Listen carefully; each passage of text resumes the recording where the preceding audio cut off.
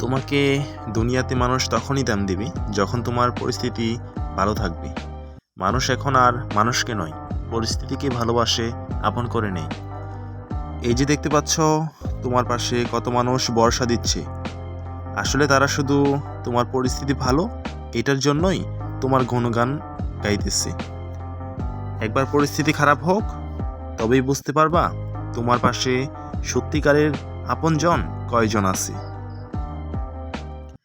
যে শহরে পকেটে টাকা আর সময়ের পরিস্থিতি ভালো না থাকলে নিজের পরিবার, নিজের প্রিয়জন তারাই দাম দেয় না, সেই জায়গায় তুমি কিভাবে ভাবতে পারো অন্য একটি মানুষ বা অন্য কারো মানুষ তোমাকে সাপোর্ট করবে, ভরসা দিবে?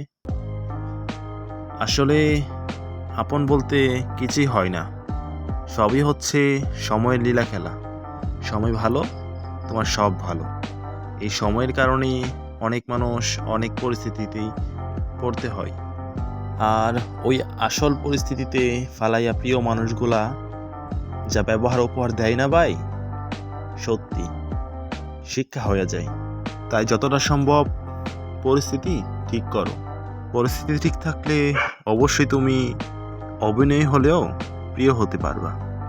তবে পরিস্থিতি যেমনই হোক, কখনো হাল ছাড়া যাবে না, মন ভাঙা যাবে না, স্ট্রং থাকতে হবে।